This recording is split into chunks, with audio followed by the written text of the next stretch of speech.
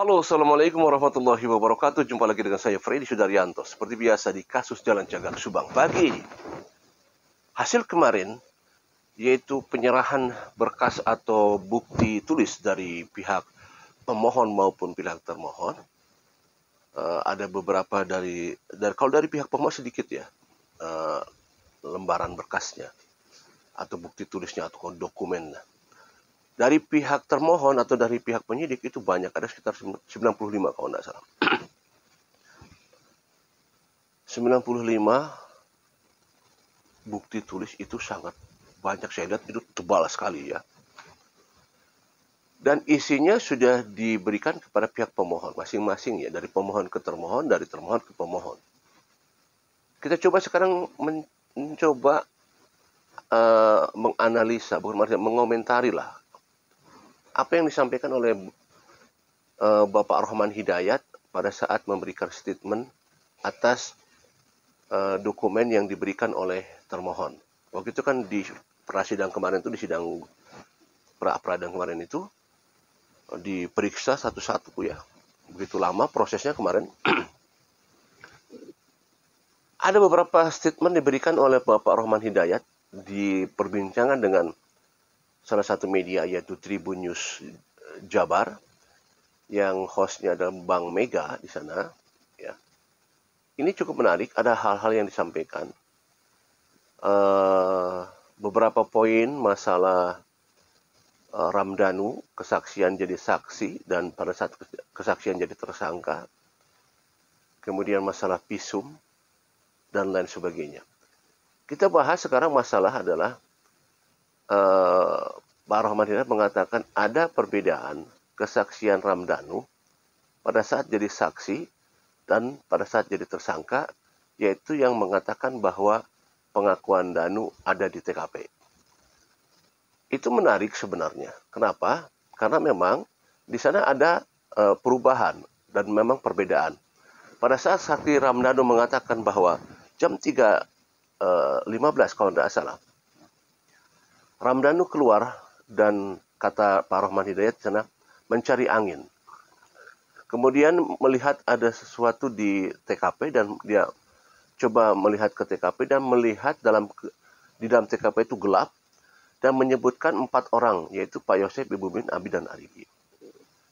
Dan disampaikan oleh Pak Rohman Hidayat katanya di BAP itu Danu meralat semua yang disampaikan dan akhirnya berubah pada saat jadi tersangka, yaitu rekonstruksi yang disampaikan. Itulah perubahannya seperti itu. Ya, apa tadi Bapak Yosep menyebut Danu di warnet, kemudian ke pecel lele dan lain sebagainya. Untuk lebih jelasnya, kita coba lihat ini percakapan Pak Rohman Hidayat bersama Tribun News Jabar dengan hostnya Bang Mega. Menceritakan Danu itu cari angin. Saya nggak tahu definisi cari angin, mungkin jalan-jalan subuh lah, karena memang menurut keterangan Danu jam 3.25 subuh, dini hari. Ada, dia belum tidur. Nah, saya nggak tahu, itu menurut keterangan Danu dalam BAP.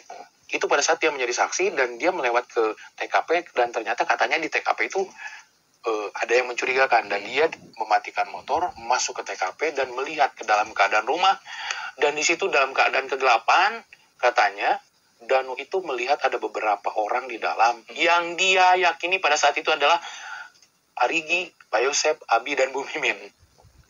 Dan dalam keterangan itu katanya orang-orang yang ada di dalam itu tidak menyadari kehadiran Danu.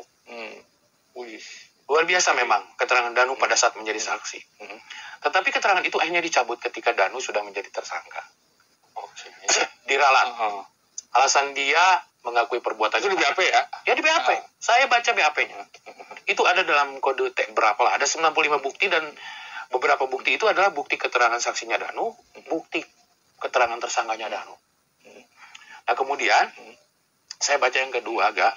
Jadi setelah yang dicabut itu keterangan saksi, saya baca keterangan tersangkanya. Sebagai tersangka. Betul. Itu di BAP. Sebentar. Kemarin kami itu wawancara dengan Direktur Polda Jabar. Itu tadi disampaikan bahwa di BAP pertama pada saat jadi saksi Danu mengatakan tadi ya bahwa jam 3.25 maksud saya tadi keluar cari angin, kemudian melihat ada kecurigaan di TKP dan menyimpan motornya, parkirkan, kemudian masuk ke dalam, melihat di luar. Kalau kemudian melihat ke dalam, ada pergerakan dari 4 orang itu, ya, dalam kegelapan, dan mereka dia tidak melihat Danu, kayak begitu. Dan itu diralat dan dirubah dengan kesaksian Danu pada saat jadi tersangka, yaitu yang kronologis di TKP pada saat kejadian. Ya. Coba saya akan membahas ini adalah itu kalau tidak salah di tanggal 19 September pada saat Danu di BAP malam hari, yang waktu itu saya pernah ceritakan keluar dari yang saya bilang bahwa pertama kali Danu sempat bingung, drop, sakit, ya, sebelum di BAP itu tanggal 19. Kemudian ya saya sampaikan waktu itu ada yang telepon, ya. Juga pas keluarnya pagi itu keluar, Danu tiba-tiba berubah dalam keceriaan, dan kemudian dari situ Danu berubah dan masuk ke dalam hotel bersama saya, mengatakan bahwa saya tidak memberi kata-kata tapi bukti, kata Danu. Ya, itu barangkali yang disampaikan oleh Bang Rohman Hidayat, bahwa pada saat BAP jadi saksi, Danu mengatakan demikian, bahwa keluar nyari angin, melihat di TKP ada pergerakan. Nah, kalau saya lihat kronologis di pada saat BAP-nya itu adalah Danu malam itu juga langsung berangkat ke Kerawang, ke Jakarta, dan menjumpai kuasa hukum di sana. Barangkali di sana disampaikan, karena di sana kan ada tim pengacara, tapi bukan Bang Topan yang hadir waktu itu, ya, asistennya Bang Topan berdua. Kemudian di sana disampaikan kepada Bang Topan, dan di sana Danu menceritakan kepada Bang Topan apa yang di BAP-kan. Di sanalah ada proses penekanan atau pressure kepada saudara Ramdhanu dari Bang Topan yang saya tahu untuk mengaku yang sebenarnya di Kerawang sana. Jadi betul-betul dipresur oleh Bang Topan di sana. Ini saya yang dapat cerita, ya. Betul-betul dipresur di sana supaya mengaku yang sebenarnya seperti apa. Awalnya memang mengaku kembali kepada Bang Topan bahwa apa yang disampaikan, yang tadi Bang Rohman Hidayat sampaikan, hanya sebatas itu. Nah, tetapi ada pengakuan berbeda lagi untuk coba terus ditelusuri oleh timnya ATS Law Firm supaya Danu mengaku yang sejujur-jujurnya. Akhirnya memang ada perubahan di sana, perubahan sedikit saja. Kemudian juga ada proses. Waktu itu ada acara di rumahnya Ibu Walilis. Ada acara, dan di sana pun sama. Danu terus dipresur oleh tim ATS Law Firm. Saya lihat persis itu. Supaya Danu mengakui sejujur-jujurnya apa yang Danu lakukan. Ya. Dan ada proses di mana proses itu berubah lagi dari saudara Ramdhanu. Keterangan yang sama Ramdhanu kemudian berubah. Yang tadi awalnya hanya awalnya hanya keluar cari angin di jam 3.25, ya, melihat seseorang, 4 orang di TKP, disebutkan 4 orang itu, yaitu Pak Yosef, Ibu Mimin Abi, dan Arigi, tapi mereka tidak melihat. Tetapi kesini-sini setelah ada terus interogasi terus dari Bapak Bang Topan dan tim, dan sedikit ada terbuka. Kemudian ada beberapa yang masukan dari saudara Ramdhanu keluar dari mulutnya bahwa Pak Yosef lah yang datang. Itu pun baru tidak segamblang yang sekarang. Pak Yosef datang ke Pecel Lele awalnya menyebutnya.